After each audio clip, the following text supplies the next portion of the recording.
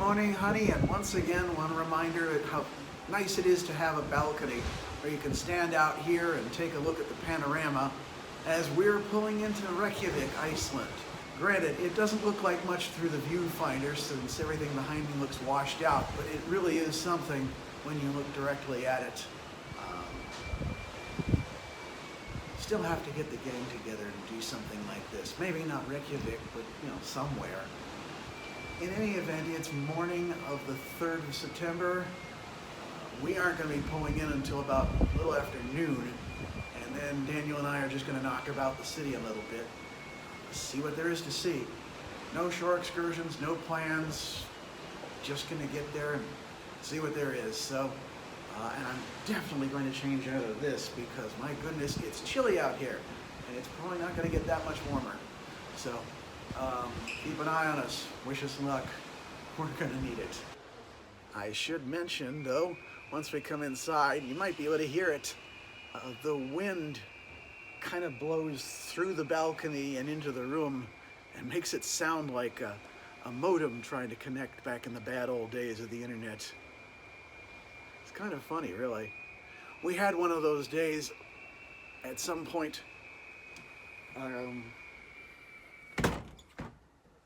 when things were going through the blast doors near the Centrum. We're only 2 doors down from there, and it's a sound I've never heard, even though I've been on ships like this several times before, but it was kind of funny.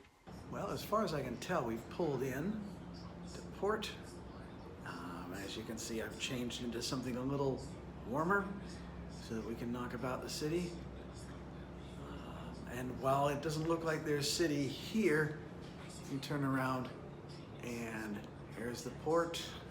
We've got a couple of ships in. So we're here, I think. I do have to admit, I'm looking at this one house right over here and wondering what it's got to be like to live here. It's probably a drive into the city or something like that, but it's certainly scenic. Or maybe they just take their dock and boat on in. I don't know. Must be interesting in its own way. Not sure I'd want to live like that, but if it works for them, good for them. I accept that I'm taking my chances by just coming in a shirt, but it's bright and sunny out, believe it or not. Very uncharacteristic weather, and I'm going to enjoy it as much as possible without having to lug something over my shoulder, like the jacket I didn't need. It looks like we can just grab a shuttle from here somewhere. I think there's some buses right beyond us. So we're gonna go from there and see what happens. Honestly, that's gonna be our attitude all afternoon, is we're just gonna do this and see what happens. I think it's what travel's all about in some respects. All right, so we're strap hangers here, but it'll do. No, I'm good. Getting used to this sort of thing between one place and another. So here we are, and the shuttles come by every 20 to 30 minutes. And so we've got time until presumably around 6, though I don't know that we'll be staying out that long. We'll see how it goes. As always, we are at the Harpa Concert Hall and City Center. And the odd thing is, it's right on the shore, so I'm not sure how much of the center you could call it. In a way, it feels a little bit like Tórshavn in that respect, where you start off right at the edge of the shore and then move in, but it's not in that bowl-like amphitheater climbing straight up. There's a fair amount of flat area here. The problem with trying to make your way around blind is that you have to keep checking your maps. What's worse is that it's very hard to read and pronounce these things in your head. This building over here, I think, is Ingolfur Arnarsson, or maybe it's the park behind us, if we understand the map. But right now, we're on one of the main streets, and again, I seem to have lost the name. It is Geirsgata. Feels ridiculous to keep looking at the map, and yet it's the only way I can figure out how to say it. Oh, but I see where we're crossing seems to be, again, something like one of those shopping districts. Just not sure. Then again, there seems to be a fun fair ahead of us. You can see, or maybe you can't, the Ferris wheel. So we're just going to make our way around. And all right, we're making our way across the street now. Had meant to point myself in the opposite direction, but it's just sort of a matter of you got to cross the street when you're able to.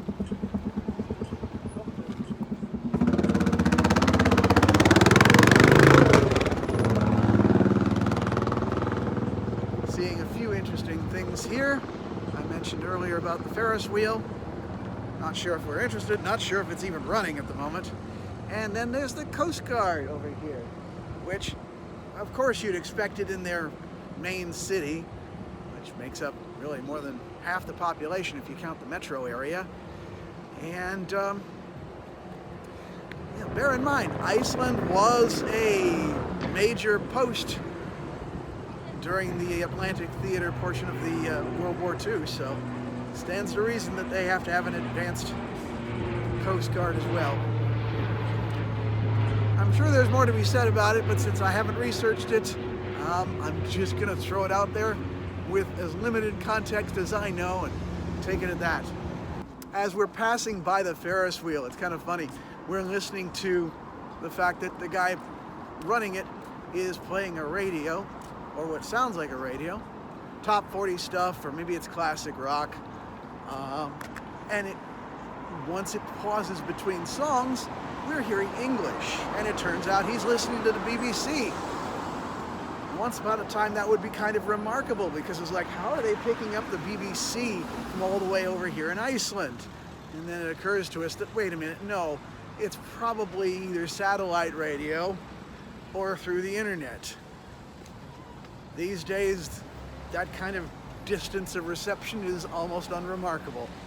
At the moment, we've turned in from the main shoreline route and are just walking inland a little bit. And Daniel's observed that it looks very residential back here. You didn't have to go far. Well, it is a relatively small town.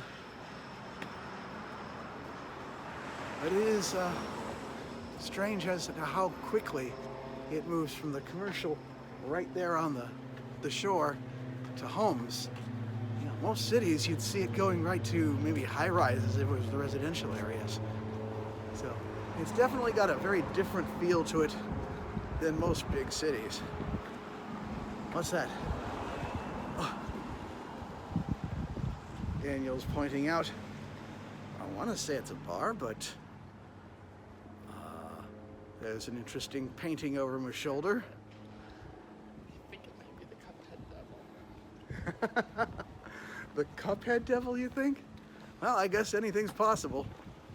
Okay, this street isn't actually bars necessarily, or residences. They're guest houses. It's basically a much more informal type of hotel district, but ones that look more like homes or apartment buildings. Again, a very different feel to it around here.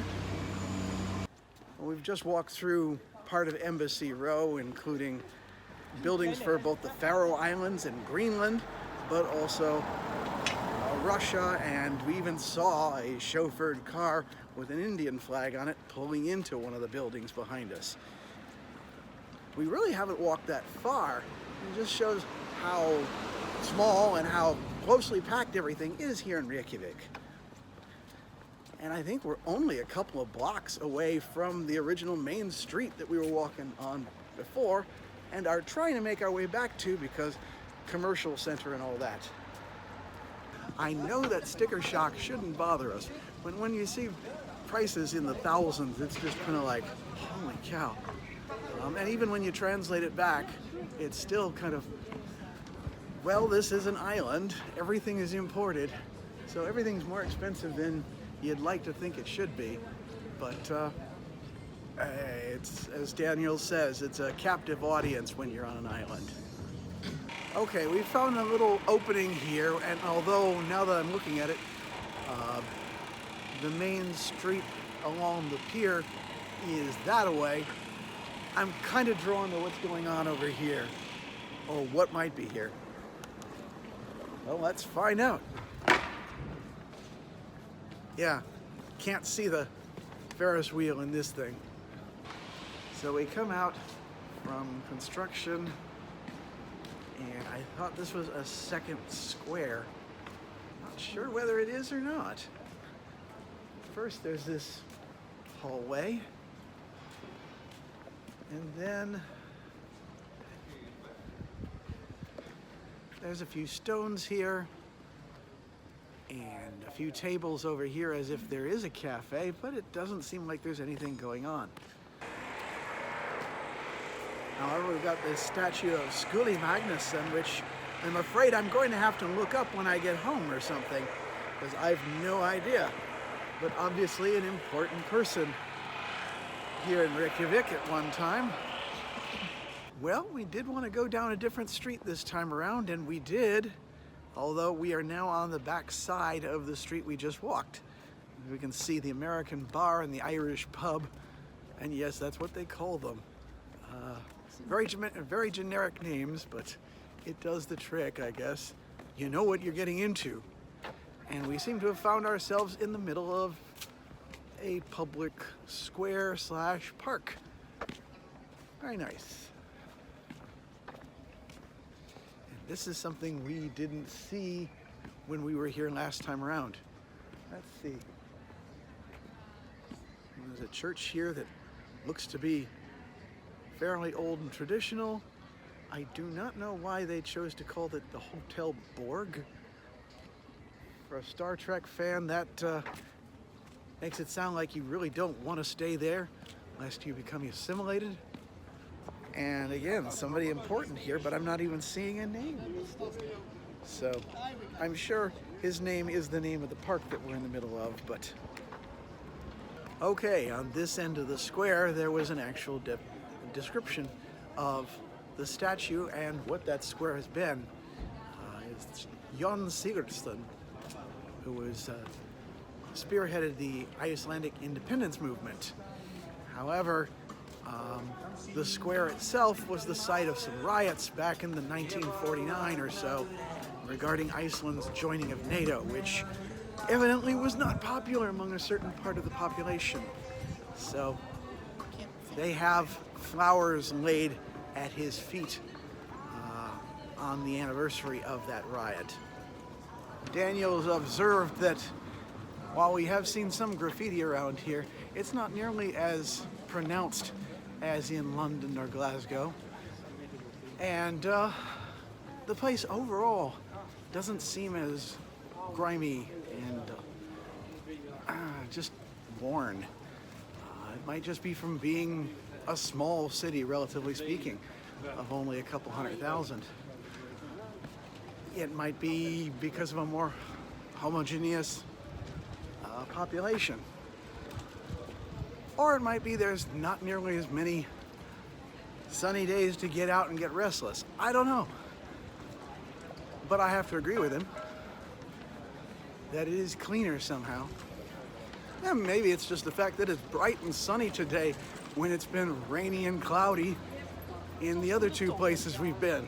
So it does sort of, you can't fault the cities for the weather that you get when they're there, but it does color your opinion of them. We just arrived at Hallgrímskirkja just in time for it to start chiming. Not many, so I'm thinking that might be 2, 3 o'clock. Daniel insists that this church is built in an Art Deco style and Gothic, and I'm in no position to disagree. It certainly is beautiful.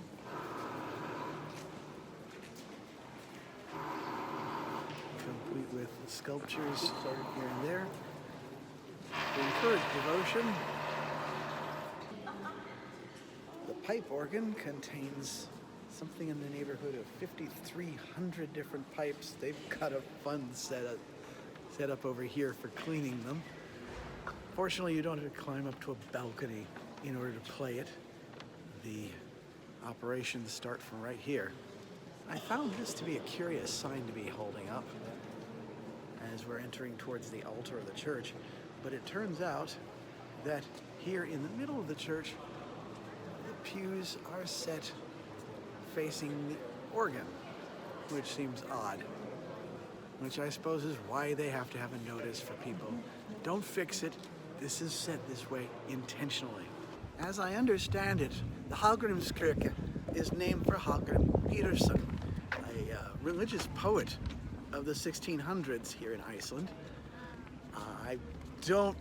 I can't confirm when the church was built. Again, Daniel insists that it is in an Art Deco style, and I am not about to dispute him about that. It doesn't hurt that there is a statue out in front of the church in honor of Leif Erikson. And as you can see, or perhaps you can't because of the light, this was put up in 1930 to honor the 1000th anniversary of discovering Vinland. There we go. Now you can get a really good view of both Leif and the church itself. Again, there's a lot of information that I don't have simply because I'm just walking around here without any context, but it is basically the landmark in Reykjavik, including the whole thought of people are paying money to climb up to the top of that tower, which is probably where you can get a vantage point of the entire city. The shopping streets are amazingly long around here. All pedestrian traffic. Seen a couple of secondhand shops, even on the second floor, which I guess is appropriate. Told Daniel that you'd probably have dragged us up there, but don't know if we'd bought anything. I certainly don't know what I've been looking for around here, but still it's interesting to be walking through and see what there is around here.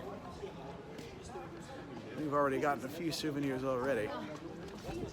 At this point, we're barely even sightseeing. We're just going about the town, getting our steps in.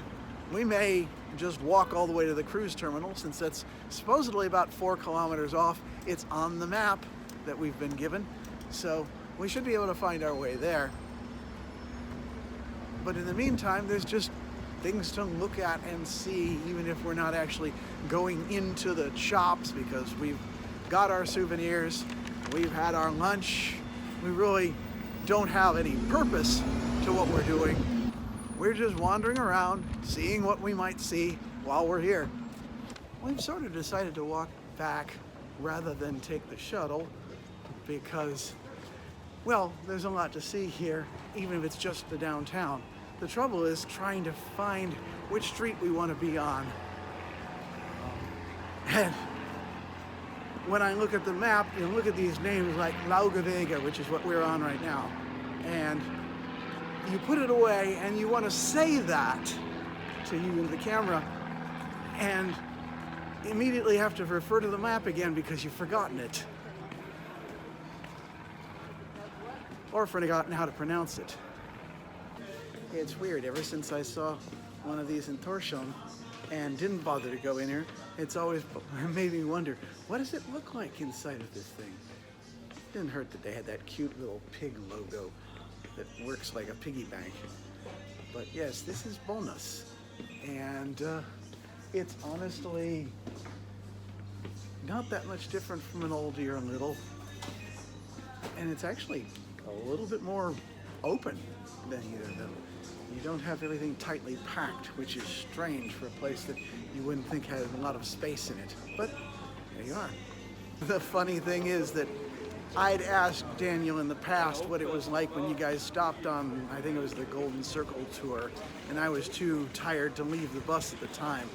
Ever since then, I'm just kind of like, oh man, wondered what it was like in there. He told me it was nothing to write home about, and sure enough, he was right again. So,